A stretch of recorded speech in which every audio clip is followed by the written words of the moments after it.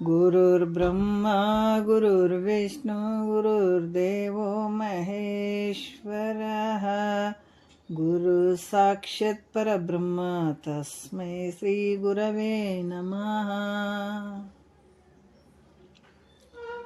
ಶ್ರೀ ಜಗದ್ಗುರು ಸಿದ್ಧಾರೂಢರ ಪಾದಕಮಲಗಳಿಗೂ, ಶ್ರೋತ್ರಿಯ ಬ್ರಹ್ಮನಿಷ್ಠ ಸದ್ಗುರು ಬಸವಾನಂದರ ಪಾದಕಮಲಗಳಿಗೂ, ಅವರ ಪ್ರತಿರೂಪದಂತಹ ನಿಜಗುಣಪ್ಪನವರ ಪಾದಕಮಲಗಳಿಗೂ ನನ್ನ ದೀರ್ಘದಂಡ ಪ್ರಣಾಮಗಳನ್ನು ಸಲ್ಲಿಸುತ್ತಾ, ಎಲ್ಲ ಮಹಾತ್ಮರ ಪಾದಕಮಲಗಳಿಗೂ ನನ್ನ ದೀರ್ಘದಂಡ ಪ್ರಣಾಮಗಳನ್ನು ಸಲ್ಲಿಸುತ್ತಾ, ಮನದಲ್ಲಿ ಸ್ಮರಿಸಿಕೊಳ್ಳುತ್ತಾ, ತಮ್ಮೆಲ್ಲರಿಗೂ ವಂದಿಸುತ್ತಾ, ಇವತ್ತಿನ ಶ್ರೀಮನ್ ನಿಜಗುಣ ಶಿವಯೋಗಿಗಳಿಂದ ರಚನೆಯಾದಂತಹ ಪರಮಾನುಭವ ಬೋಧೆ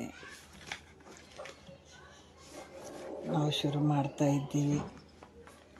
ಬಹಳಷ್ಟು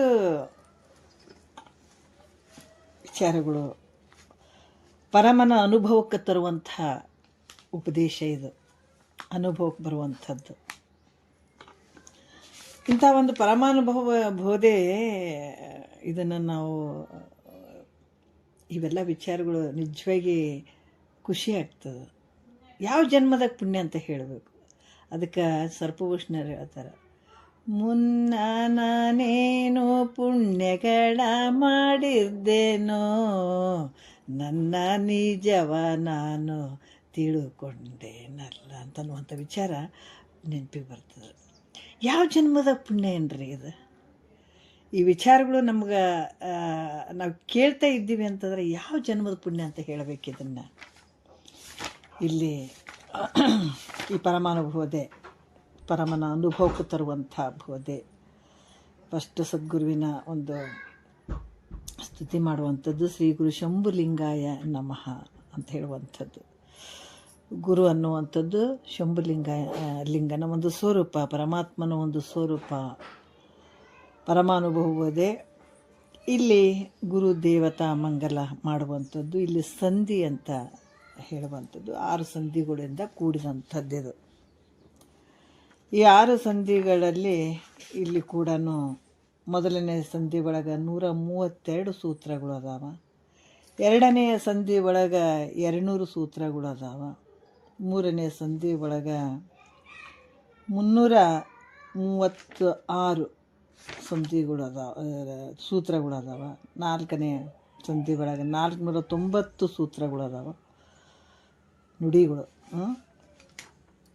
ಯಾಕಂತಂದರೆ ನುಡಿಗಳು ಬಗ್ಗೆ ಹೇಳ್ಕೊಂಡು ಬರ್ತಾರೆ ಅವರು. 5ನೇ ಸಂಧಿ ಒಳಗೆ ಕೂಡ 615 ಸೂತ್ರಗಳು ಅದಾವ, ಇದು ನುಡಿಗಳು ಅದಾವ. 6ನೇ ಸಂಧಿ ಒಳಗೆ ಈ ರೀತಿಗೆ 615 ಇರುವಂಥದ್ದು. ಇಲ್ಲಿ ಏನು ಹೇಳ್ತಾ ಇದ್ದಾರೆ ಅಂದ್ರೆ 12 ಸೂತ್ರಗಳು ಇರುವಂಥದ್ದು ಮೊದಲನೇ ಸಂಧಿ ಒಳಗೆ, 21 ಸೂತ್ರ. ನೋಡೋಣ ಏನು ಹೇಳ್ತಾ ಇದ್ದಾರೆ. ನಾವು ಮೊದಲನೆಯ ಸೂತ್ರವನ್ನು ನೋಡೋಣ. ಸೂತ್ರ ಒಳಗಡೆ ಈಗ 1 ನುಡಿ 2 ನುಡಿ ಅಂತ ಹೇಳ್ಕೊತ ಬರುವಂಥದ್ದು, ಮುಖ್ಯವಾಗಿ ಮೊದಲನೆಯ ಸಂಧಿ ಅಂತ ಹೇಳುವಂಥದ್ದು. ಇಲ್ಲಿ ಏನು ಹೇಳ್ತಾರ, ಈ ಸಂಧಿ ಒಳಗೆ ಭಾಳ ಅದ್ಭುತವಾದಂಥ ವಿಚಾರಗಳನ್ನು ಇದರಲ್ಲಿ ಹೇಳ್ತಾ ಬರ್ತಾರೆ. ಇದು ಬೃಹದಾರಣ್ಯಕ ಉಪನಿಷತ್ತಿನಿಂದ ಆಯ್ದಂಥ ಯಾಜ್ಞವಲ್ಕ್ಯ ಮತ್ತು ಮೈತ್ರಾದೇವಿಯ ಸಂವಾದ. ಇದು ಈ ಸಂವಾದ ರೂಪವಾದಂಥದ್ದು ನಾವು ಯೋಗ ವಾಸಿಷ್ಠದಲ್ಲಿ ಶ್ರೀರಾಮಚಂದ್ರ ಮತ್ತು ವಸಿಷ್ಠ ಗುರುಗಳ ಒಂದು ಸಂವಾದ ರೂಪವಾಗಿ ಬರುವಂಥದ್ದು. ಈ ಪ್ರತಿಯೊಂದು ಉಪನಿಷತ್ತುಗಳಲ್ಲಿ ಕೂಡ ಕೆಲವೊಂದು ವಿಚಾರಗಳಲ್ಲಿ ಹೇಳುತ್ತಾರೆ. ಅದರ ಮುಮುಕ್ಷುಗಳ ಒಂದು ಉದ್ಧಾರಕ್ಕಾಗಿ ಇಲ್ಲಿ ಹೇಳಿದಂಥ ವಿಚಾರ. ಮೈತ್ರಾದೇವಿಗೆ ಹೇಳಿದಂಥ ಅವರೊಬ್ಬರಿಗೆ ಹೇಳಿದಾರೆ ಯಾಜ್ಞವಲ್ಕ್ಯ ಅಂತ ಅನ್ನುವಂಥದ್ದಲ್ಲ, ಅದರ ಮುಮುಕ್ಷಿಗಳು. ಮೈತ್ರಾದೇವಿ ಕೂಡ ಒಂದು ಮುಮುಕ್ಷತ್ವ ಭಾವ ಹೊಂದಿದಂಥ ಒಂದು ಮುಮುಕ್ಷಿಗೆ ಹೇಳಿದಂಥ ವಿಚಾರ ಈ ಒಂದು ಪರಮಾನುಭವದಲ್ಲಿ ಬೃಹದಾರಣ್ಯಕ ಉಪನಿಷತ್ತಿನಿಂದ ಆಯ್ದಂಥದ್ದು. ಶ್ರೀ ಗುರು ಶಂಭುಲಿಂಗದ ಪಾದ ಪಂಕಜವಿಗೆನ್ನ ಮತಿಗೆ ಮಂಗಳವನು ಅನ್ನುವಂಥದ್ದು ಹೇಳ್ತಾರೆ ಅವರು. ಏನು ಹೇಳ್ತಾರೆ, ಶ್ರೀ ಅಂತಂದಾಗ ಇಲ್ಲಿ ಈ ಜ್ಞಾನಾದಿ ಅಂತಂದರೆ ಷಡ್ಗುಣ ಐಶ್ವರ್ಯದಿಂದ ಕೂಡಿದಂಥವರಿಗೆ ಶ್ರೀ ಅಂತ ಹೇಳ್ಬೇಕಂತ. ನಾವೆಲ್ಲರಿಗೂ ಶ್ರೀ ಅಂತ ಹಾಕ್ತೀವಲ್ಲ, ಹಂಗಲ್ಲ. ಅದು ಜ್ಞಾನಾದಿ ಷಡ್ಗುಣ ಐಶ್ವರ್ಯದಿಂದ ಕೂಡಿದಂಥವರಿಗೆ. ಅವರು ಯಾರು ಅಂದರೆ ಶಂಭುಲಿಂಗದ ಗುರು ಮತ್ತು ಶಂಭುಲಿಂಗ ಇವರುಗಳು ಅಂತ ಕೂಡ ಹೇಳ್ತಾರೆ ಇಲ್ಲಿ. ಯಾಕಂದ್ರೆ ಇಷ್ಟೇ ಅಂತ ಅರಿಯುವ ಜ್ಞಾನವು. ಯಾಕಂದರೆ ಇಲ್ಲಿ ಕೂಡ ಷಡ್ಗುಣ ಐಶ್ವರ್ಯದಿಂದ ಕೂಡಿದಂಥದ್ದು ಕೂಡ ಈ ಸ್ವಾತಂತ್ರ್ಯ ಅನ್ನುವಂಥ ಐಶ್ವರ್ಯ ಅನ್ನುವಂಥದ್ದೊಂದು, ಮತ್ತು ಈ ಸ್ವಾತಂತ್ರ್ಯವನ್ನು ರಕ್ಷಿಸುವಂಥ ಸಾಮರ್ಥ್ಯ ರೂಪವುಳ್ಳಂಥ ಶಕ್ತಿ ಅಂತ ಕೂಡ ಹೇಳ್ತಾರೆ. ಮತ್ತು ಬಲ, ಮತ್ತು ಪರಾಕ್ರಮ ರೂಪವಂಥ ವೀರ್ಯವು, ಆಮೇಲೆ ತೇಜಸ್ಸು, ಇವು 6 ಗುಣಗಳಿಂದ ಈ ಗುರು ಮತ್ತು ಶಂಭುಲಿಂಗ, ಅಂದರೆ ಗುರು ಬೇರೆ ಅಲ್ಲ, ಶಂಭುಲಿಂಗ ಬೇರೆ ಅಲ್ಲ, ಇವರುಗಳಲ್ಲಿ ಇರುವಂಥದ್ದಕ್ಕಾಗಿ ಏನಂತಾರೆ ಶ್ರೀ ಅಂತ ಹೇಳಬೇಕಾಗ್ತದ ಅಂತ ಕೂಡ ಹೇಳ್ತಾರೆ. ಮತ್ತು ಈ ಸ್ತ್ರೀ ಷಡ್ಗುಣ ಐಶ್ವರ್ಯದಿಂದ ಕೂಡಿದಂಥ ಸದ್ಗುರುಗಳು ಅವರು ಶರೀರಧಾರಿಗಳಾಗಿ ತೋರ್ತಾರೆ. ಶರೀರದಿಂದ ನಮ್ಮಂಗೆ ಕಾಣಿಸ್ತಾರೆ. ಅವರು ವ್ಯವಹಾರ ನಡೆದಿರ್ತದೆ. ಸದ್ಗುರುವಿನ ವ್ಯವಹಾರ ಹೆಂಗೆ ನಡೆದಿರ್ತದೆ, ನಮ್ಮಂಗೆ ಅವರು ಉಣ್ತಾರೆ, ತಿಂತಾರೆ, ನಮ್ಮಂಗೆ ಶರೀರವನ್ನು ತೊಟ್ಕೊಂಡಿರ್ತಾರೆ.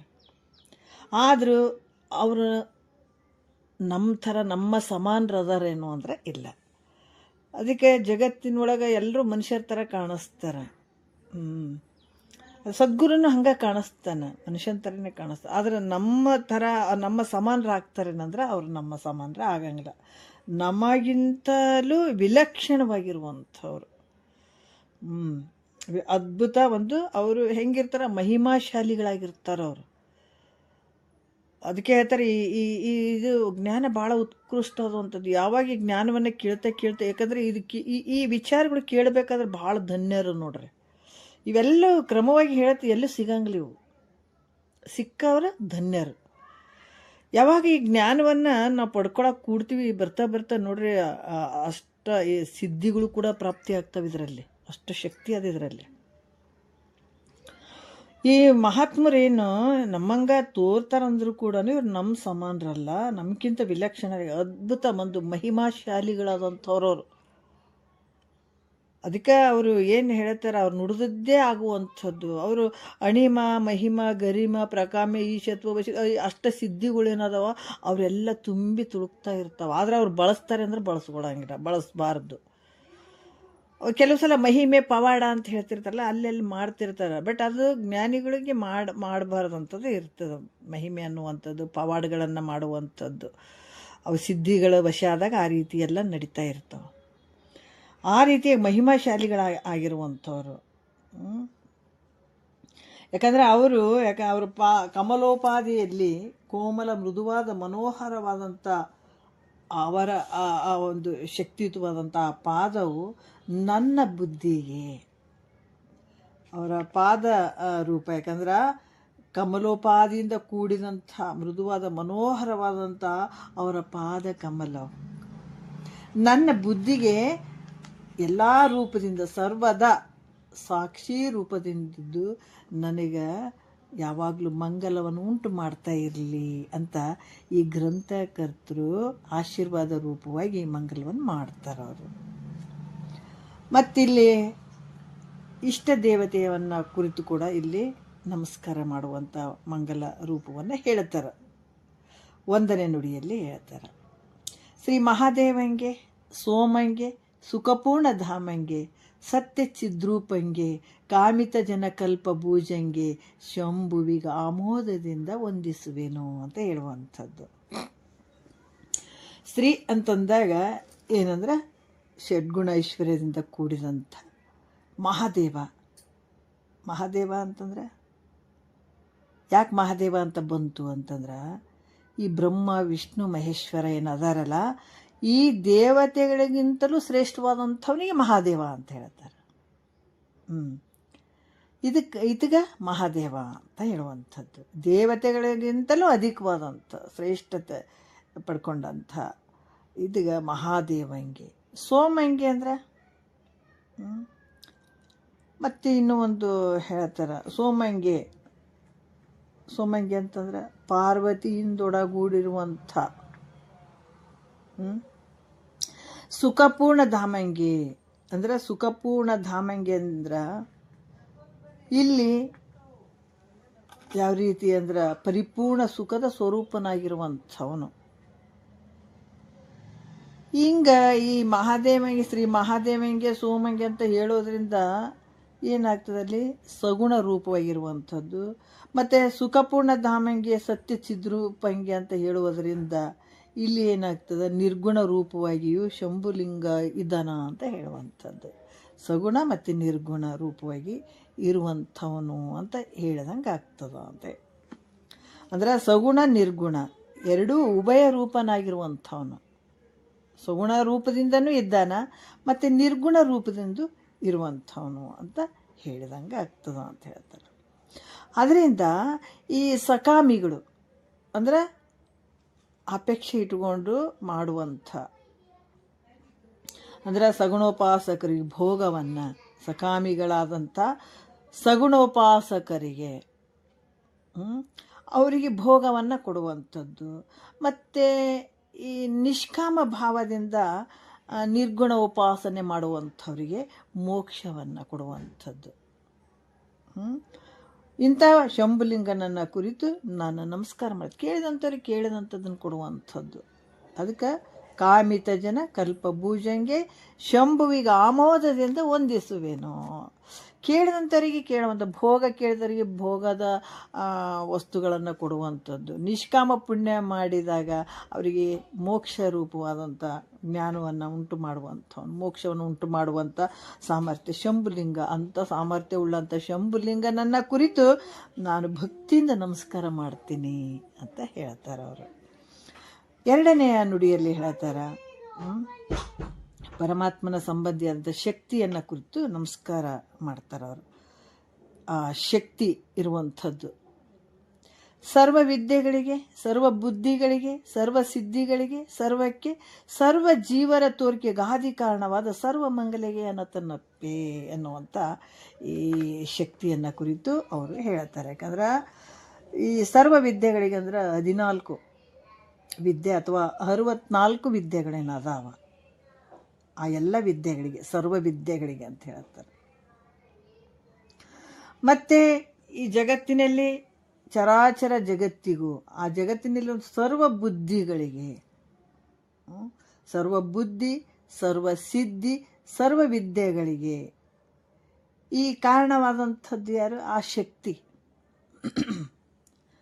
ಸರ್ವ ವಿದ್ಯೆಗಳಿಗೆ, ಸರ್ವ ಬುದ್ಧಿಗಳಿಗೆ, ಸರ್ವ ಸಿದ್ಧಿಗಳಿಗೆ, ಸರ್ವಕ್ಕೆ ಕಾರಣವಾಗಿರುವಂಥದ್ದು ಯಾವುದು ಅಂದರೆ ಶಕ್ತಿಯನ್ನು ಕುರಿತು ನಮಸ್ಕಾರ ಮಾಡ್ತೀನಿ ಅಂತ ಹೇಳೋದ್ರಿಂದ ಇಲ್ಲಿ ಏನಾಗ್ತದೆ ಅಂದ್ರೆ ಕಾರ್ಯರೂಪ ಆದಂಥ ಜಗತ್ತಿನ ಮೇಲಿಂದ ಕಾರಣವಾದಂಥ ಶಕ್ತಿ ಇರ್ತದೆ. ಕಾಣಿಸ್ತದಲ್ಲ ಈ ಜಗತ್ತು, ಇಲ್ಲಿ ಎಲ್ಲ ವ್ಯವಹಾರ ನಡೆದದಲ್ಲ, ಇದು ಕಾರ್ಯವಾದಂಥ ಜಗತ್ತಿಗೆ ಕಾರಣವಾಗಿರುವಂಥ ಶಕ್ತಿ ಐತಿ ಅಲ್ಲಿ. ಆ ಶಕ್ತಿಯನ್ನು ಕುರಿತು ಅಲ್ಲಿ ನಮಸ್ಕಾರವನ್ನು ಮಾಡ್ದಂಗಾಯಿತು ಅನ್ನುವಂಥದ್ದು. ಯಾಕಂದರೆ ಪರಮಾತ್ಮನ ಶಕ್ತಿಯು ಅನೇಕ ಆಗಿದೆ, ಶ್ರುತಿ ಕೂಡ ಹೇಳತ್ತದ. ಅಂಥ ಶಕ್ತಿಗೆ ನಾನು ನಮಸ್ಕಾರ ಮಾಡ್ತೀನಿ ಅಂತ ಗ್ರಂಥಕರ್ತರು ಇಲ್ಲಿ ಹೇಳುತ್ತಾರೆ. ಮೂರನೇ ನುಡಿಯಲ್ಲಿ ಕೂಡ ಹೇಳುತ್ತಾರೆ, ಅವರುಗಳ ಪುತ್ರನ ಗಣಪತಿಯನ್ನು ಕುರಿತು ಆಶೀರ್ವಾದ ರೂಪ ಮಂಗಲವನ್ನು ಅವ್ರು ಮಾಡ್ತಾರೆ. ಗಣವರ ನಣಿಮಾದಿ ಗುಣಮಣಿ ಸಿಂಧು ವಾರಣ ಮುಖನಭಿಮತಾರ್ಥಂಗಳ ತಣಿವಂತೆ ಕೊಡುವುದನ್ನು ಅನ್ವಿತನಾಕೃತಿಗೆ ಅಣುಮಾತ್ರವೆಡರಿಲ್ಲವನೇ ಮಾಡ್ಕೆ ಅನ್ನುವಂಥ ವಿಚಾರವನ್ನು ಕೇಳ್ತಾರೆ. ಗಣವರ ನಣಿಮಾದಿ ಇಲ್ಲೇನು ಹೇಳ್ತಾರ ಅಂದ್ರೆ ಗಣವರಣ ಅಣಿಮಾದಿ, ಗಣವರನು ಅಂದರೆ ಗಣಪತಿಯು. ಆಮೇಲೆ ಅಣಿಮಾದಿ ಸಿದ್ಧಿಗಳು, ಅಷ್ಟಸಿದ್ಧಿಗಳೇನು ಅದಾವ. ಅದಕ್ಕೆ ಸತ್ವ ಗುಣೋಪಾದಿಯಿಂದ ಉತ್ಕೃಷ್ಟವಾದಂಥ ವಿದ್ಯೆ ಮತ್ತು ಐಶ್ವರ್ಯ ಇವೆಲ್ಲವುಗಳನ್ನು ಕೂಡಿಕೊಂಡಿರುವಂಥ ಒಂದು ಮೂರ್ತಿವಂತ ಯಾರಂದ್ರೆ ಗಣಪತಿ. ಆತ ನನಗೆ ಬೇಕಾದ ಅರ್ಥಗಳನ್ನು ಸಾಕಾಗುವಂತೆ ಕೊಡುವುದಲ್ಲದೆ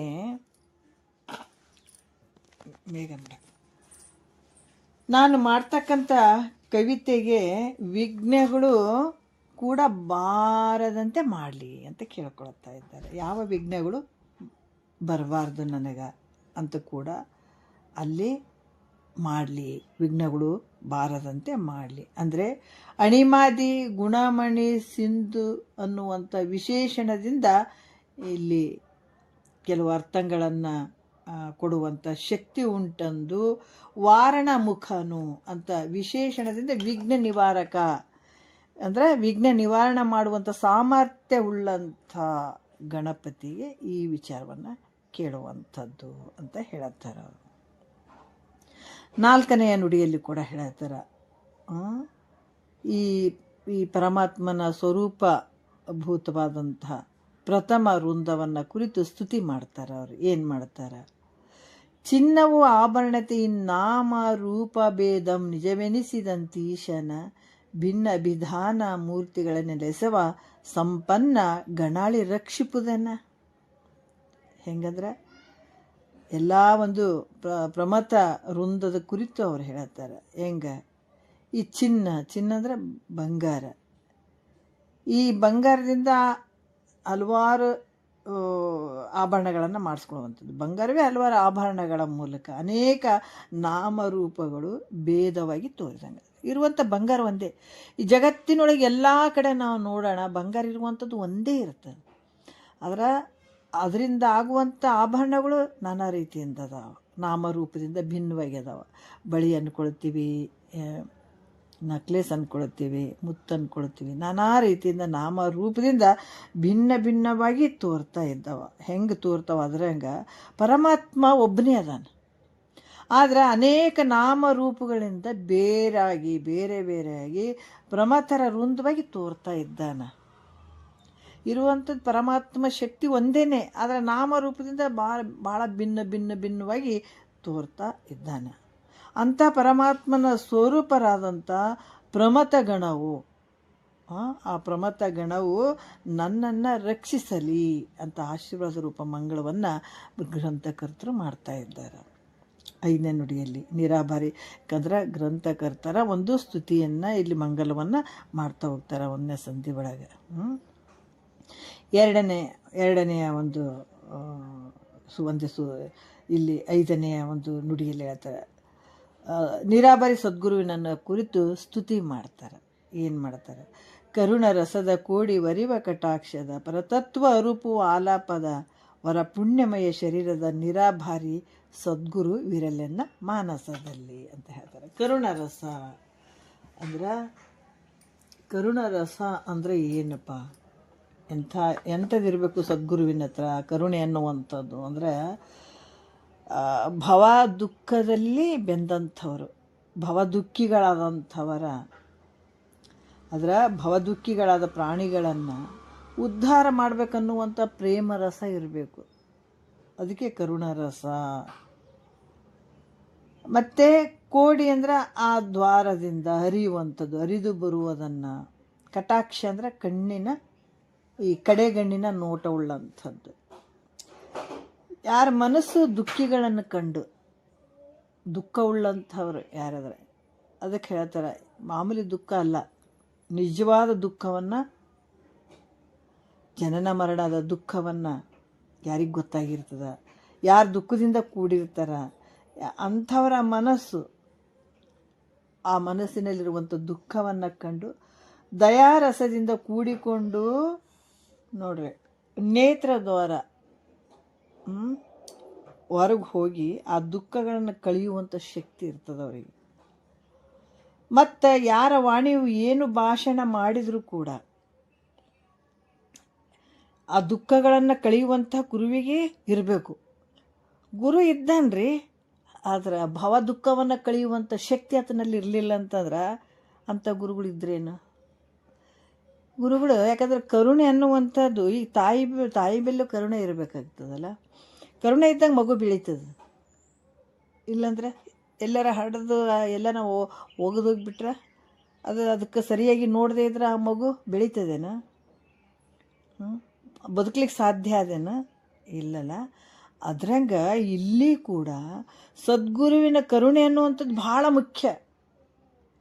ಸದ್ಗುರು ಏನಾದರೂ ಕರುಣೆ ಮಾಡಿ ಈ ಜ್ಞಾನವನ್ನು ಉಪದೇಶ ಮಾಡಿದ್ನಂತಂದ್ರೆ ಈ ಜನ್ಮವನ್ನು ಸಾರ್ಥಕ ಮಾಡ್ಕೊಳ್ತಾನೆ ಶಿಷ್ಯ. ಇಲ್ಲ ಮಾಡ್ಕೊಳ್ಳೋದೇ ಇಲ್ಲ, ನಾನು ಗುರು ಅದೀನಿ ಅಂತ ಹಂಗೆ ಕುಂತ್ಕೊಂಡು ಹಂಗೆ ಹೋಗ್ಬಿಟ್ರೆ ಮತ್ತೆ ಶಿಷ್ಯ ಹೆಂಗೆ ಉದ್ಧಾರ ಆಗ್ತಾನೆ? ಹೆಂಗೆ ಆತ ಜನ್ಮ ಸಾರ್ಥಕ ಮಾಡ್ಕೊಳತ್ತಾನ? ಹೆಂಗೆ ಬದುಕಬೇಕಾಗ್ತದತ್ತ? ಬದುಕಲಿಕ್ಕೆ ಸಾಧ್ಯ ಏನತ್ತ? ಸತ್ತು ಹೋಗ್ಬಿಡ್ತಾನೆ.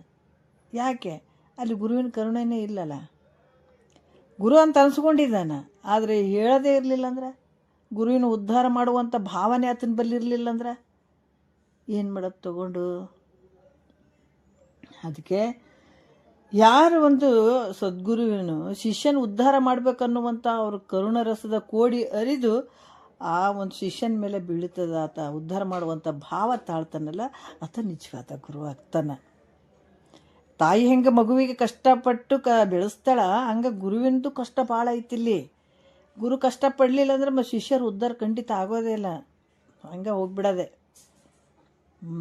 ಏನೇನೋ ಕೆಲಸ ಆಗಂಗಿಲ್ಲ. ಅದಕ್ಕೆ ಮತ್ತೆ ಆತನ ವಾಣಿ ಹೆಂಗಿರಬೇಕು, ಆತನ ವಾಣಿ ಏನು ಅಂದ್ರೆ, ಏನು ಆತ ಮಾತಾಡಿದ್ರು, ಏನು ಭಾಷಣ ಮಾಡಿದ್ರು ಕೂಡ ಪರಮಾರ್ಥದ ಪರಬ್ರಹ್ಮವನ್ನು ತಿಳಿಸಿಕೊಡುವಂಥ ಶಕ್ತಿ ಉಳ್ಳದ್ದಾಗಿರಬೇಕು. ಅದೆಲ್ಲ ಬಂದು ಏನ್ರಿ ನೀವೇನು ಕೆಲಸ ಮಾಡ್ತೀರಿ, ಎಷ್ಟು ರೊಕ್ಕ ಬರ್ತದೆ, ಎಷ್ಟು ಬೆಳೆದಿರಿ, ನಮ್ಮ ಮಠಕ್ಕೆ ಎಷ್ಟು ರೊಕ್ಕ, ಭಾಳಷ್ಟು ಜನ ಹೇಳತ್ತಾರೆ. ಯಾಕಂದ್ರೆ ಗುರು ಆದಂಥವನು ಒಂದು ನೀವೇನು ಬೆಳೆದಿರಿ ಅದ್ರಾಗ ಅರ್ಧ ಕಳಿಸ್ರಿ, ಅರ್ಧ ಮಾಡಿರಿ, ಹೀಗೆಲ್ಲ ಅಂದ್ಬಿಟ್ರೆ ಶಿಷ್ಯರು ಎಲ್ಲಿಗೆ ಹೋಗಬೇಕು? ಯಾಕಂದ್ರೆ ಆತ ಕೇಳುವಂಥದ್ದಿಲ್ಲ, ಸದ್ಗುರು ಕೇಳುವಂಥದ್ದಿಲ್ಲವೇ ಇಲ್ಲ. ಬರೀ ಜ್ಞಾನಬೋಧ ಮಾಡುವಂಥದ್ದು ಮಾತ್ರ ಸದ್ಗುರುವಿಗೆ ಇರುವಂಥ ಒಂದು ಕರ್ತವ್ಯ, ಆ ಕೆಲಸ. ಆದ್ರೆ ಏನೇ ಮಾತಾಡಿದ್ರು ಕೂಡ, ಅವರು ಯಾವ ರೀತಿಯಿಂದ ಭಾಷಣ ಮಾಡಿದ್ರು ಕೂಡ ಪರಮಾರ್ಥದ ಪರಬ್ರಹ್ಮವನ್ನು ತಿಳಿಸಿಕೊಡುವಂಥ ಶಕ್ತಿ ಉಳ್ಳದ್ದಾಗಿರುವಂಥದ್ದು, ಹಂಗಿರುವಂಥದ್ದು. ಅದಕ್ಕೆ ಅವರು ಏನಂದ್ರೆ ಹೇಳುವಂಥದ್ದು, ಅದಕ್ಕೆ ಪರತತ್ವ ಅರೂಪವ ಆಲಾಪದ. ಸದ್ಗುರು ಆದಂಥವನು ಏನಾದರೂ ಸಂಸಾರ ಬಗ್ಗೆ ಅದೇನಾದ್ರು ವಿಚಾರ ಮಾಡ್ತಾನೆ ಅಂದ್ರೆ ಅಲ್ಲ, ಮೊದಲು ಉದ್ಧಾರ ಆಗಲಿ ಅನ್ನುವಂಥ ಭಾವದಲ್ಲಿ ಇರ್ತಾನೆ. ಯಾಕಂದ್ರೆ ಆತ ಎಲ್ಲವನ್ನ ಬಿಟ್ಟಿರ್ತಾನಲ್ಲ, ಮಿಥ್ಯೆ ಅಂತ ತಿಳ್ಕೊಂಡಾಗ ಮತ್ತು ಇದನ್ನು ಕೆದ್ಕೊಂಡು ಕುಂದಿರ್ತಾನೆ, ನಾನು ಅದು ಮಾಡಿದ್ರೆ ಇದು ಮಾಡಿದ್ರೆ. ಆತ ಮಾತಾಡಿದರೆ ಪರತತ್ವದ ವಿಚಾರಗಳನ್ನೇ ಮಾತಾಡುವಂಥದ್ದು ಇರ್ತದೆ. ಬ್ರಹ್ಮವನ್ನು ತಿಳಿಸಿಕೊಡುವಂಥ ಶಕ್ತಿ ಅವನ ಬಲ್ಲೇ ಇರ್ತದೆ, ಅಂಥ ಸದ್ಗುರುವಿನ ಬಲ್ಲೇ ಇರ್ತದೆ. ಅದಕ್ಕೆ ಸದ್ಗುರು ಅಂತ ಯಾರಿಗೆ ಹೇಳಬೇಕು ಅಂದ್ರೆ, ಇದು ಮಿಥ್ಯಾನುಭವ, ಇದು ಸತ್ಯಾನುಭವ, ಇದು ಮಿಥ್ಯಾನುಭವ ಎಂದು ಒದವಿ ಬೋಧಿಪನೆ ಸದ್ಗುರುವಕ್ಕೂ ಮುಂದೆ ಬರ್ತಾವೆ. ಇದು ಸತ್ಯದ ಮಿಥ್ಯದಂತ ಹೇಳಲೇಬೇಕು ಗುರುವಿಗೆ, ಯಾರು ಶಿಷ್ಯರಿಗೆ. ಎಂಥ ಶಿಷ್ಯರಿಗೆ ಅಂದರೆ ಎಲ್ಲರಿಗೆ ಅಲ್ಲ, ಯಾರು ಗುರುವೇ ಶರಣು ಅಂತ ಬಂದವರಿಗೆ, ಭವ ದುಃಖ ಅಂತ ಬಂದವರಿಗೆ, ಅಧಿಕಾರಿಗೆ ಹೇಳುವಂಥದ್ದು ಇದು. ಅಂಥ ಅಧಿಕಾರಿ ಇತ್ತಂದ್ರೆ ಸದ್ಗುರು ಬಿಡಬಾರ್ದು, ಅಲ್ಲಿ ಹೇಳಲೇಬೇಕಾಗ್ತದೆ. ಅದಕ್ಕೆ ಇಲ್ಲಿ ಬ್ರಹ್ಮವನ್ನು ತಿಳಿಸಿಕೊಡುವಂಥ ಶಕ್ತಿ ಉಳ್ಳದಿರುವಂಥದ್ದು. ಮತ್ತು ಯಾರ ಶರೀರವು ಶಮದಮಾದಿಗಳಿಂದ, ಶಮದಮನ ಧ್ಯಾನಾದಿ ಪುಣ್ಯಗಳಿಂದ ಉತ್ಪನ್ನವಾಗಿದ್ದು ಸಕಲರಿಗೂ ಪೂಜ್ಯ ಭಾವಕ್ಕೆ ಯೋಗ್ಯವಾಗಿರುವಂಥದ್ದು. ಮತ್ತೆ ಹೆಂಗಿರಬೇಕು, ನಡೆ ನುಡಿ ಒಂದಿರಬೇಕು, ನುಡ್ದಂಗೆ ನಡೆದಿರಬೇಕು, ನಡೆದಂಗೆ ನುಡಿದಿರಬೇಕು. ನಾವಿವನ್ನು ನಮ್ಮ ಅದರಲ್ಲಿ ನೋಡಿದ್ರಾಗ ಸಿದ್ದೇಶ್ವರ ಅಪ್ಪಾಜಿ ಮಾತ್ರ ನಮ್ಮ ಕಣ್ಣು ಮುಂದೆ ಬರ್ತಾರೆ. ಇಂಥವೆಲ್ಲ ವಿಚಾರ ಬಂದಾಗ ಅವ್ರ ನೆನಪು ಭಾಳ ಬರ್ತಾವೆ. ಮಹಾತ್ಮರು ಇದ್ದಾರೆ, ಇಲ್ಲ ಅಂತಿಲ್ಲ, ಇವಾಗಾದರೂ ಇದ್ದಾರ, ಅವಾಗಾದರೂ ಇದ್ದಾರೆ. ಅದಕ್ಕೆ ಯಾರ ಶರೀರವು ಶಮಧಮ ಧ್ಯಾನಾದಿ ಪುಣ್ಯಗಳಿಂದ ಉತ್ಪನ್ನ ಆಗಿದ್ದು ಸಕಲರಿಗೂ ಪೂಜ್ಯ ಭಾವಕ್ಕೆ ಯೋಗ್ಯವಾಗಿರೋ ಶಮಧಮಾದಿ ಅಂತಂದಾಗ ಶಮೆ, ದಮೆ, ತಿತಿಕ್ಷೆ, ಉಪರತಿ, ಶ್ರದ್ಧಾ, ಸಮಾಧಾನ, ಮುಮುಕ್ಷತ್ವ.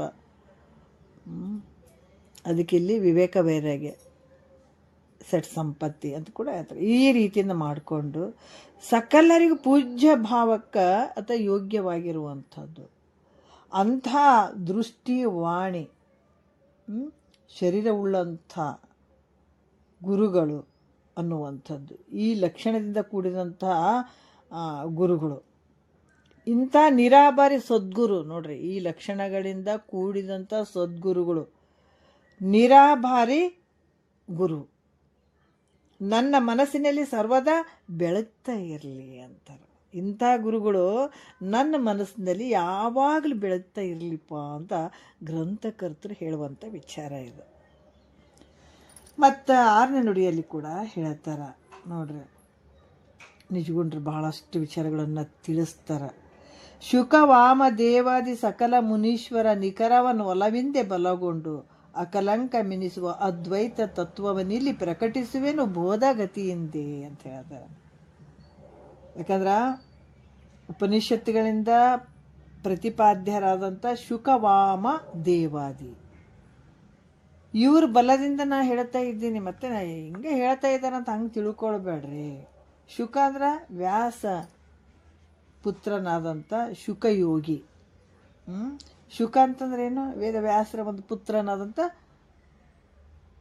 ಶುಕಯೋಗಿ. ವಾಮದೇವಾದಿ ಅಂದ್ರೆ ವಾಮದೇವನೇ ಮೊದಲಾದಂಥ ಋಷಿ ಮುನಿಗಳು. ಆಯ್ತಾ? ಇದು ಬೃಹದಾರಣ್ಯಕ ಉಪನಿಷತ್ತಿನಲ್ಲಿ ಅನೇಕ ಮುನೀಶ್ವರರ ಹೆಸರುಗಳನ್ನು ಹೇಳ್ಯದಲ್ಲಿ. ಅವರುಗಳಲ್ಲಿ ಇದು ಬೃಹದಾರಣ್ಯಕ ಉಪನಿಷತ್ತಿನಲ್ಲಿ ಹೇಳಿದಂಥ ಈ ಮಹಾತ್ಮರ ಒಂದು ಮುನಿಗಳ ಹೆಸರುಗಳು ಅದಾವಲ್ಲಿ. ಅವುಗಳಲ್ಲಿ ಶುಕ ವಾಮ ದೇವರೇ ಮುಖ್ಯರಾದ್ರಿಂದ ಅವರುಗಳ ಬಲವನ್ನು ಪಡ್ಕೊಂಡು ಅವ್ರ ವಿಚಾರಗಳನ್ನು ತಗೊಂಡು ಬರೀ ನಿಜಗೊಂಡ್ರೆ ತಮ್ಮ ಸ್ವಂತದ ವಿಚಾರ ಹೇಳ್ಯಾರಂತ ಅನ್ಕೊಳ್ಬೇಡ್ರಿ. ಅಲ್ಲಿ ಹೇಳಿದಂಥ ಮುನಿಗಳ ಒಂದು ಬಲವನ್ನು ನಾನು ತಗೊಂಡು ನಿಮಗೆ ಹೇಳಕತ್ತೀನಿ ಅಂತ ಹೇಳ್ತಾರೆ. ಬಟ್ ಯಾಕಿದು ನಿಜಗೊಂಡ್ರ ಗ್ರಂಥ ಇಷ್ಟು ಮಹಾತ್ಮರು ತಲೆ ಮೇಲೆ ಇಟ್ಕೊಂಡೆ? ಪ್ರತಿಯೊಬ್ಬ ಮಹಾತ್ಮರು ಇದರಿಂದ ಭಾಳಷ್ಟು ಪಡ್ಕೊಂಡಿದ್ದಾರೆ, ಧನ್ಯರಾಗಿದ್ದಾರೆ, ಮುಕ್ತರಾಗಿದ್ದಾರೆ, ತಲೆ ಮೇಲೆ ಇಟ್ಕೊಂಡು ಕುಣಿದು ಬಿಟ್ಟಿದ್ದಾರೆ. ಯಾರು ಭೂಮಿ ಮೇಲೆ ಹುಟ್ಟಿ ಬಂದಿದ್ದಾರ ಪ್ರತಿಯೊಬ್ಬರು ನೋಡಬೇಕಾದಂಥದ್ದು ಇವು. ಯಾಕಂದರೆ ಇದು ಆಧಾರ ಸಹಿತ ಇರುವಂಥದ್ದು. ಈ ಪ್ರಸ್ಥಾನತ್ರಯಗಳು ವೇದ ಉಪನಿಷತ್ತೇನು ಅದಾವ, ಉಪನಿಷತ್ತುಗಳು, ಆಮೇಲೆ ಈ ಭಗವದ್ಗೀತೆ, ಆಮೇಲೆ ಬ್ರಹ್ಮಸೂತ್ರ, ಇವು ಒಂದು ಪರಮಾರ್ಥ. ನಾವು ಮುಕ್ತನಾಗಬೇಕಂತ ನಾವು ಹೊರಟಾಗ ಕೆಲವೊಂದು ಏನಂದ್ರೆ, ಈಗ ನಮ್ಮ ಮನಸ್ಸಿಗೆ ಬಂದದಂತ ಹೇಳ್ಬಿಟ್ಟು ನಾವು ಯಾವುದಾದ್ರೂ ಕಾನೂನು ಮಾಡ್ತೀವೇನ? ಆ ಪ್ರಕಾರ ನಡ್ಕೋತೀವೇನ? ಇಲ್ಲಲ್ಲ. ಈ ಕಾನೂನು ಹಿಂಗೆ ಹೇಳೋದಂತ ಈಗ ಸಂವಿಧಾನ ಅನ್ನುವಂಥ ಒಂದು ಗ್ರಂಥದಲ್ಲಿ ಹಲವಾರು ಒಂದು ಕಾಯ್ದೆಗಳು ಅದಾವ. ಹಿಂಗೆ ಇರಬೇಕು ಅನ್ನುವಂಥದ್ದು. ಆ ವಿಚಾರಕ್ಕೆ ನಾವು ಹೆಚ್ಚಿನ ಮಹತ್ವ ಕೊಡ್ತೀವಿ. ಕಾನೂನ್ದಾಗ ಇರದೇ ಇರುವಂಥದ್ದು ನಾವು ಹೇಳಿದರೆ ಯಾರಾದ್ರೂ ತಿಳ್ಕೋದೆ, ಇಲ್ರಿ ನೀವು ಹೇಳೋದು ಕಾನೂನಾಗಿಲ್ಲ ಬಿಡ್ರಿ ಅಂತ ಹೇಳ್ತೀವಿ. ಅದನ್ನು ನಂಬಬೇಕಾಗ್ತದೆ. ನಾವು ಯಾರಾದರೂ ಹೇಳ್ಯಾರ ಇದು ಕಾನೂನಾಗಿಲ್ಲ ಅಂತ ನಂಬ್ತೀವಿ ನಾವು? ಇಲ್ಲಲ್ಲ.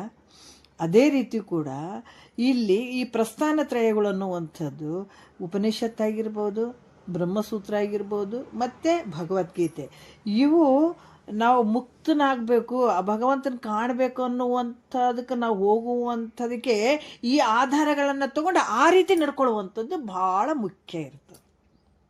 ಯಾರೋ ಹಂಗಿಂಗೆ ಹೇಳಿದಾರಂತಲ್ಲ. ಈಗ ಮಹಾತ್ಮರು ತತ್ವಪದಗಳು ಬರೆದಿದ್ದಾರ, ವಚನಗಳು ಬರೆದಿದ್ದಾರ. ಯಾವ ಆಧಾರದ ಮೇಲೆ ಬರೆದಿದ್ದಾರೆ?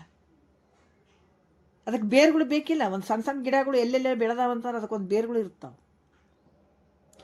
ಅದಕ್ಕೆ ಅವರು ಕೂಡ ಮಹಾತ್ಮರು ಇವನ್ನ ತಿಳ್ಕೊಂಡ್ರು, ತತ್ವವನ್ನು ಸಂಪೂರ್ಣವಾಗಿ ತಿಳ್ಕೊಂಡ್ರು, ಕುಣಿದಾಡಿ ಬರೆದು ಬಿಟ್ರಲ್ಲಿ.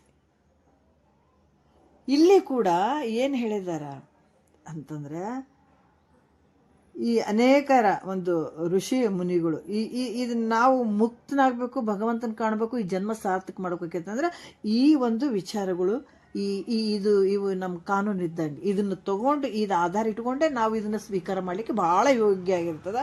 ನಿಜಗೊಂಡ್ರ ಒಂದು ಗ್ರಂಥದಲ್ಲಿ ಇವು ಆಧಾರ ಅದಾವ. ಇದರಲ್ಲಿ ಪ್ರಮಾಣ ಕೊಟ್ಟು ಹೇಳ್ತಾರೆ ಅವರು.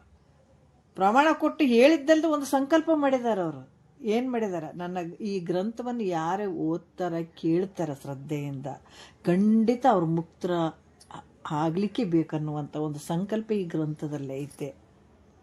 ಒಂದು ವಿಚಾರ ಹೇಳ್ಬೇಕು, ನಿಜಗೊಂಡ್ರೆ ಇಷ್ಟೆಲ್ಲ ಬರೆದಿದ್ದಾರೆ ಅವರು. ಈ ಗ್ರಂಥದಲ್ಲಿ ಐಕ್ಯ ಆಗಿದ್ದಾರೆ ಅಂತಲೂ ಹೇಳಬಹುದು. ಅಷ್ಟೊಂದು ಉತ್ಕೃಷ್ಟವಾದಂಥ ಗ್ರಂಥ ಇದು. ಇಲ್ಲಿ ಅವರು ಹೇಳ್ತಾರೆ, ಯಾಕಂತಂದ್ರೆ ನಾನು ಅವರೆಲ್ಲ ಆಧಾರ ಸಮೇತ ಮತ್ತು ಪ್ರಮಾಣ ಸಮೇತ ಇಟ್ಕೊಂಡು ಹೇಳಿದಂಥ ಈ ವಿಚಾರಗಳು ಇಲ್ಲಿ. ಅದಕ್ಕೆ ಇದನ್ನು ಪ್ರತಿಯೊಬ್ಬ ಮುಮುಕ್ಷುಗಳನ್ನು ಇದನ್ನು ಸ್ವೀಕಾರ ಮಾಡೋಕೆ ಯೋಗ್ಯವಾದಂಥ ವಿಚಾರಗಳು ಇದರಲ್ಲಿ, ಈ ಗ್ರಂಥ. ಇಲ್ಲಿ ಶುಕವಾಮ ದೇವರೇ ಮುಖ್ಯರಾದರಿಂದ ಅವ್ರ ಬಲವನ್ನು ಪಡ್ಕೊಂಡು ನಿರ್ದೋಷವಾದಂತಹ ಯಾವುದೇ ದೋಷ ಇಲ್ಲ ಇದಕ್ಕೆ ಅಂತ ನಿರ್ದೋಷವಾದ ಅದ್ವೈತವನ್ನ ನಾನು ಹೇಳ್ತಾ ಇದ್ದೀನಿ ನಿಮ್ಗೆ ಅಂತ. ಇಲ್ಲಿ ಅದ್ವೈತ ಮತ ಈಗೇನು ನಾನು ಹೇಳ್ತಾ ಇದ್ದೀನಿ ಅನ್ನುವಂಥದ್ದಲ್ಲ. ಯಾರು ನಿಜಗೊಂಡು ಹೇಳ್ತಾ ಇದ್ದಾರವರು, ನಾನು ಹೇಳ್ತೀನಿ ಅನ್ನುವಂಥದ್ದಲ್ಲ. ಇದು ಶ್ರುತಿ ಸಮ್ಮತವಾದಂಥ ವಿಚಾರವನ್ನು ತಿಳಿಸ್ತಾ ಇದ್ದೀನಿ ಅಂತ ಹೇಳ್ತಾರೆ ನೋಡ್ರಿ. ಶ್ರುತಿಯಲ್ಲಿ ಹೇಳಿದಂಥ ವಿಚಾರವನ್ನು ಹೇಳಕತ್ತೀನಿ ನಿಮಗೆ ನಾನು. ಯಾವುದು ಒಂದು ಚೂರು ದೋಷ ಇರದೆ ನಿರ್ದೋಷವಾದಂಥ ಅದ್ವೈತ ತತ್ವವನ್ನು, ಶ್ರುತಿ ಸಮ್ಮತವಾದಂತಹ ವಿಚಾರವನ್ನು ನಿಮಗೆ ಹೇಳ್ತಾ ಇದ್ದೀನಿ. ಏನ್ರಿ ಅದ್ಭುತವಾಗಿ ಹೇಳ್ತಾನೆ. ಸಕಲ ಮುನೀಶ್ವರರಿಂದಲೂ ಇದು ಗ್ರಹಿಸಲ್ಪಟ್ಟಿದೆ. ನೋಡ್ರಿ, ಇದು ಶ್ರುತಿ ಸಮ್ಮತವಾದಂಥದ್ದು. ಮತ್ತೆ ಸಕಲ ಮುನೀಶ್ವರರು, ಮುನಿಗಳು, ಇವರು ಎಲ್ಲರಿಂದನೂ ಇದು ಗ್ರಹಿಸಲ್ಪಟ್ಟಂಥದ್ದು. ಅದರಿಂದ ಇದರಲ್ಲಿ ಯಾವ ದೋಷವನ್ನು ಕಾಣಲಿಕ್ಕೆ ಅವಕಾಶ ಇಲ್ಲವೇ ಇಲ್ಲ. ಅದರಿಂದ ಈ ನಿರ್ದೋಷವಾದ ಅದ್ವೈತ ಮಾರ್ಗವನ್ನೇ ಮುಮುಕ್ಷುಗಳು ಹಿಡಿದು ಹೇಳ್ತಾರೆ. ಇದರಲ್ಲಿ ಇದನ್ನು ಸ್ವೀಕಾರ ಮಾಡಲಿಕ್ಕೆ ಬಹಳ ಯೋಗ್ಯವಾದಂಥದ್ದು ಗ್ರಂಥಕರ್ತರ ಆಶಯ ಇದು.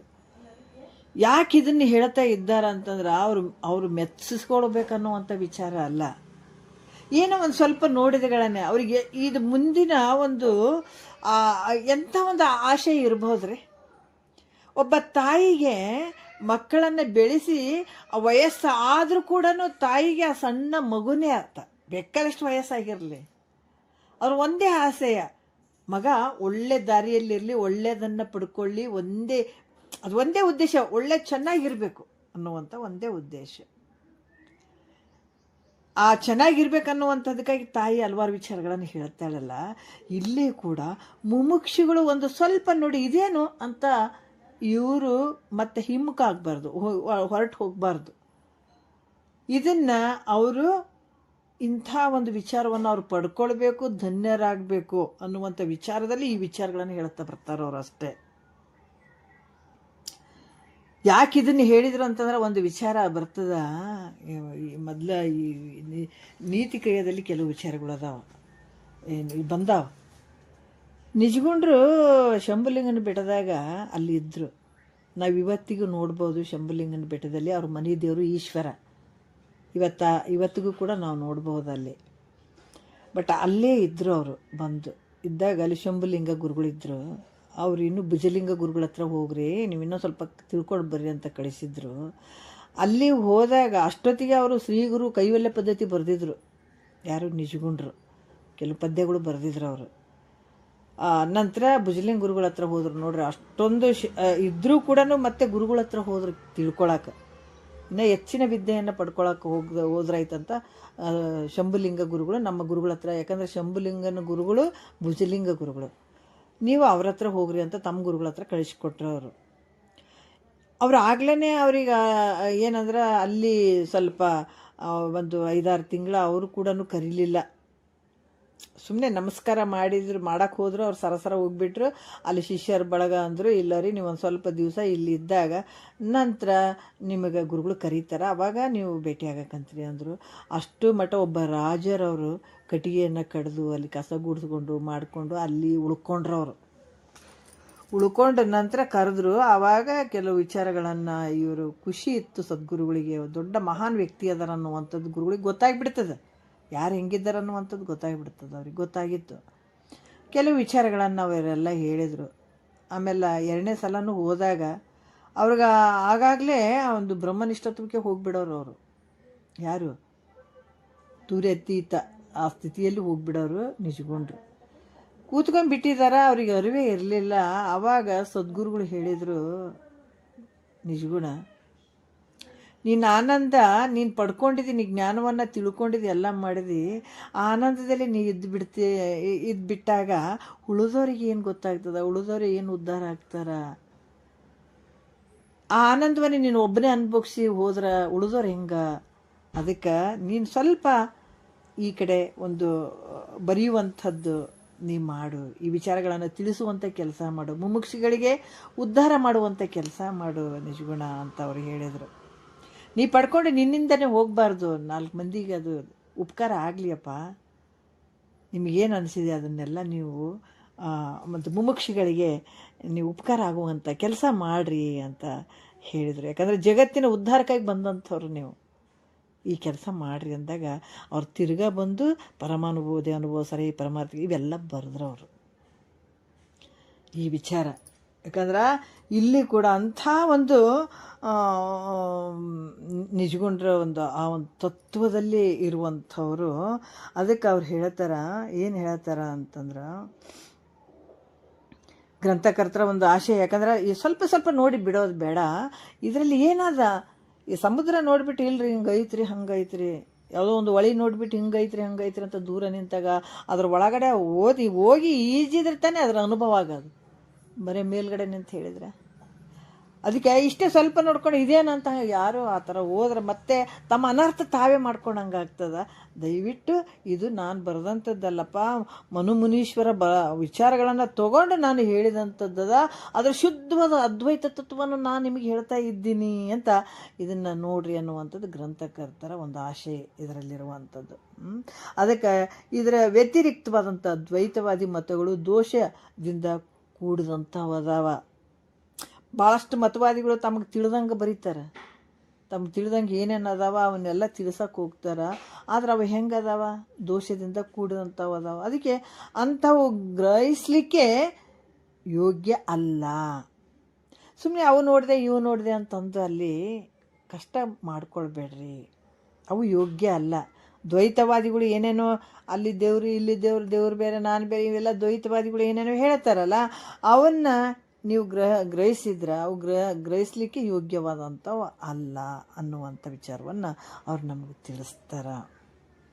ಇದು 7ನೇ ನುಡಿಯಲ್ಲಿ ಹೇಳ್ತಾರೆ, ತಮ್ಮ ಎಲ್ಲ ನಿಜವನ್ನು ಮಹಾಪುರುಷರಿಗೆ ನಮಸ್ಕರಿಸಿ ಈ ಆಧ್ಯಾತ್ಮ ತತ್ವವನ್ನು ಇಲ್ಲಿ ಹೇಳ್ತಾ ಹೋಗ್ತಾರೆ. 7ನೇ ನುಡಿಯಲ್ಲಿ ಹೇಳ್ತಾರೆ, ಅವರಿವರೆನ್ನದೆ. ಮತ್ತಿನ್ನೂ ಒಂದು ಹೇಳ್ತಾರೆ ನೋಡಿ, ಎಷ್ಟು ಚಂದ ಹೇಳ್ತಾರೆ.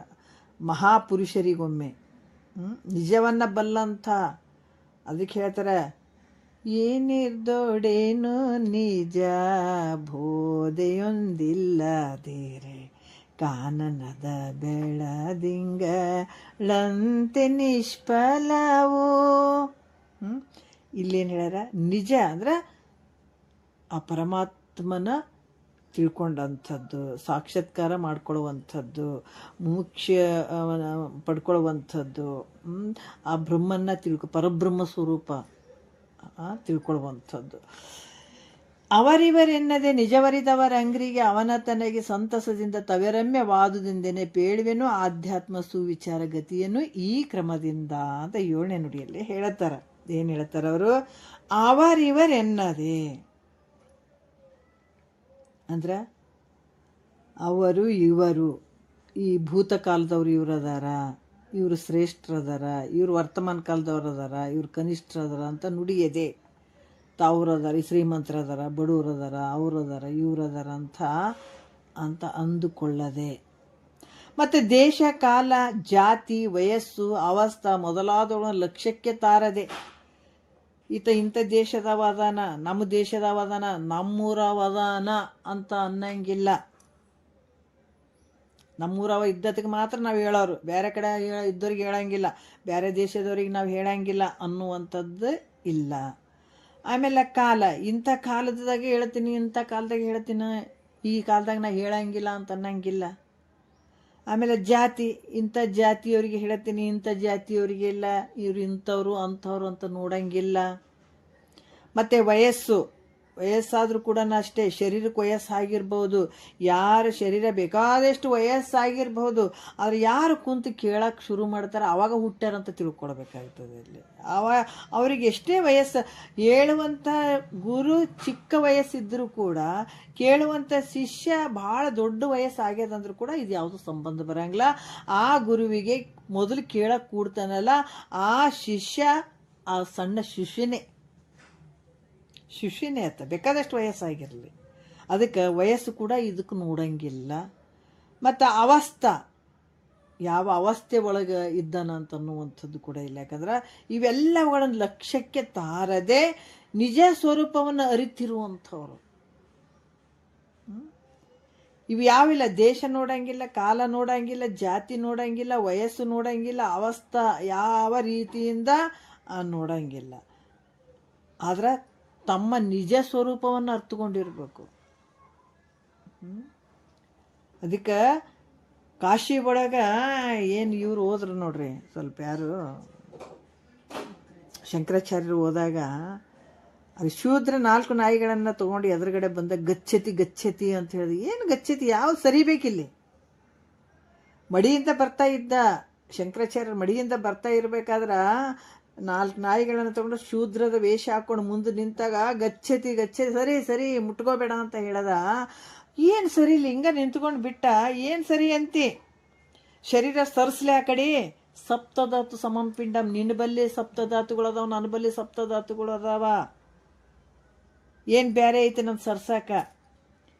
ಜೀವ ವಿಭು ಎಲ್ಲ ಕಡೆ ಪರಿಪೂರ್ಣವಾಗಿ ಅದ, ಇಲ್ಲಿ ಏನು ಸರಿಸ್ಬೇಕು ಅಂತ ಕೇಳಿದಾಗ ಶಂಕರಾಚಾರ್ಯರಿಗೆ ಮೈಯೆಲ್ಲ ನೀರು ಬಿಡ್ತಂತ ನೋಡ್ರಿ. ಅಬ್ಬಬ್ಬಾ, ಇದು ಯಾರೀತ ಸಾಮಾನ್ಯ ಜನರಿಗೆ ಗೊತ್ತಾಗದೇ ಇರುವಂಥ ಈ ವಿಷಯ ಈತ ವಿಶ್ವನಾಥನೇ ಇರಬಹುದು ಅಂತಂದು ಅಲ್ಲೇ ಸಾಷ್ಟಾಂಗ ನಮಸ್ಕಾರ ಮಾಡಿದ. ಅವಾಗ ವಿಶ್ವನಾಥನೇ ಅಲ್ಲಿ ಪ್ರತ್ಯಕ್ಷ ಹೇಳಿದ, ಶಂಕರ ಯಾತಕ್ಕೆ ಬಂದಿದ್ದಿಲ್ಲಿಗೆ? ಇದನ್ನ ನೋಡಕ್ಕೆ ಬಂದಿಯೇನೆ ಇಲ್ಲಿಗೆ? ಎಷ್ಟೋ ಜನರಿಗೆ ಉದ್ಧಾರ ಮಾಡಕ್ಕೆ ಬಂದಂಥ ನೀನು ಇಂಥ ಒಂದು ಮಾಯೆ ಒಂದು ಬಲಿ ಒಳಗೆ ಸಿಕ್ಕಾಕೊಂಡು ಬಿದ್ದೀಯೇನು ನೀನು ಅಂತಂದಾಗ ಅವಾಗ ಬಹಳಷ್ಟು ವಿಚಾರಗಳಲ್ಲಿ ಕೆಲವೊಂದು ಯಾವುದು ಅಲ್ಲಿ ಒಂದು ಸ್ತೋತ್ರ ಬರೀತಾರೆ ಅವರು. ಅವಾಗ ಹೇಳ್ತಾರ, ನಾನು ಯಾರೇ ಇದ್ರೂ ಮನುಷ್ಯ ಪಂಚಕ ಬರೀತಾರಲ್ಲಿ ಬರ್ದು, ಯಾರೇ ಯಾವ ದೇಶ ಇರಲಿ, ಕಾಲ ಇರಲಿ, ಜಾತಿ ಇರಲಿ, ವಯಸ್ಸಿರಲಿ, ಯಾರು ಹೇಗಿದ್ರೂ ಕೂಡ ತತ್ವ ಬಲ್ಲಂತ ಜ್ಞಾನಿ ಇದ್ದನಂದ್ರೆ ನನ್ನ ಗುರು ಅಂತ ಸ್ವೀಕಾರ ಮಾಡ್ತೀನಿ ಅಂತ ಹೇಳಿದ್ರು ಶಂಕರಾಚಾರ್ಯರು. ಯಾರೇ ಇಲ್ಲ, ನನ್ನ ಗುರು ಅಂತ ಸ್ವೀಕಾರ ಮಾಡ್ತೀನಿ ಅವ್ರಿಗೆ. ಅದ್ರಾಗ ಇಲ್ಲಿ ಕೂಡ ನಿಜಗೊಂಡು ಹೇಳ್ತಾರ, ಯಾವುದೇ ಇದ್ರೂ ಕೂಡ ನಿಜ ಸ್ವರೂಪವನ್ನು ಅರಿತಿರುವಂಥ ಮಹಾಪುರುಷರಿಗೆಲ್ಲರಿಗೆ ನಾನು ನಮಸ್ಕಾರ ಮಾಡ್ತೀನಿ. ಎಂಥ ಒಂದು ಅದ್ಭುತ ಮಾತ್ರಿ. ಹಿಂಗೆ ಹೇಳೋದ್ರಿಂದ ಏನು ಅಂದ್ರೆ ಗ್ರಂಥಕರ್ತಗಳು ಎಷ್ಟು ವಿದ್ಯಾಮೂರ್ತಿಗಳಾಗಿದ್ದರು, ಎಷ್ಟು ವಿನಯ ಗುಣ ಅವರಲ್ಲಿ ಇತ್ತು ಅನ್ನುವಂಥದ್ದು ನಾವು ತಿಳ್ಕೊಳ್ಬೇಕಾಗ್ತದೆ, ಹೇಳಬೇಕಾಗ್ತದೆ. ಯಾಕಂತಂದ್ರೆ ವಿದ್ಯೆ ಧನಾದಿಗಳು ಇದ್ದಲ್ಲಿ, ವಿದ್ಯೆ ಇತ್ತು, ಸ್ವಲ್ಪ ದುಡ್ಡು ಇತ್ತು ಅಂದಾಗ ಅಭಿಮಾನ ರೂಪವಾದಂಥ ಅಹಂಕಾರ ಇರುವಂಥ ಸಹಜ ಅಲ್ಲ. ಸ್ವಲ್ಪ ಬರಬಾರ್ದು ವಿದ್ಯೆ ನಮ್ಮಲ್ಲಿ ಇತ್ತು ಅಂತಂದಾಗ ನಮ್ಮ ಸರಿನೇ ಯಾರಿಲ್ಲ ಅಂತೀವಿ, ನಾವು ಭಾಳ ತಿಳ್ಕೊಂಡವರು ಅಂತ. ಆದ್ರೆ ವಿದ್ಯೆ ಇತ್ತು, ಯಾವುದಕ್ಕೂ ಕಡಿಮೆ ಇರಲಿಲ್ಲ. ನಿಜಗೊಂಡ್ರು ವಿದ್ಯೆಯಲ್ಲಿ ಶ್ರೀಮಂತರು, ಮನೆತನದಲ್ಲಿ ಶ್ರೀಮಂತರು, ರಾಜರು, ದುಡ್ಡಿನಲ್ಲಿ ಶ್ರೀಮಂತರು, ಸಂಪತ್ತಿನಲ್ಲಿ ಎಲ್ಲ ಕಡೆ ಎಲ್ಲನೂ ಇತ್ತು. ಆದ್ರೆ ಈ ಅಭಿಮಾನದ ಅಹಂಕಾರ ಇರುವಂಥದ್ದು ಇರಲಿಲ್ಲ. ಇದ್ದರೂ ಗ್ರಂಥಕರ್ತರಲ್ಲಿ ಅಹಂಕಾರವಿಲ್ಲದೆ ವಿನಯ ಗುಣ ಇರುವಂಥದ್ದು ಬಹಳಷ್ಟು ಅದನ್ನು ಮೆಚ್ಚಬೇಕಾದಂಥ ವಿಚಾರ ಕೂಡ ಹೇಳ್ತಾರೆ. ಮತ್ತು ಮುಮುಕ್ಷಿಗಳಿಗೆ ತಿಳಿಯುವ ಹಾಗೆ ಈ ಆತ್ಮದ ಜ್ಞಾನವು ಅವರಿಗೆ ಅಪರೋಕ್ಷ ಜ್ಞಾನ ಆಗುವ ಹಾಗೆ ನಾನು ಮುಂದೆ ಹೇಳ್ತೀನಿ ಅಂತಾರೆ. ಅವರು ಮುಂದೆ ವಿಚಾರಗಳಲ್ಲಿ ನಾನು ತಿಳಿಸ್ತೀನಿ, ಅವ್ರಿಗೆ ತಿಳಿಯುವಂಗೆ ನಾನು ಹೇಳ್ತೀನಿ ಅಂತ ಹೇಳ್ತಾರೆ. ನಾವು ಮುಂದಿನ ವಿಚಾರಗಳನ್ನು ಮತ್ತೆ ನಾಳೆ ನೋಡೋಣ. ಒಂದೆರಡು ಮಾತು ಗುರುಗಳ ಪಾದಕ್ಕೆ ಅರ್ಪಿಸಿ ಹರ ಓಂ.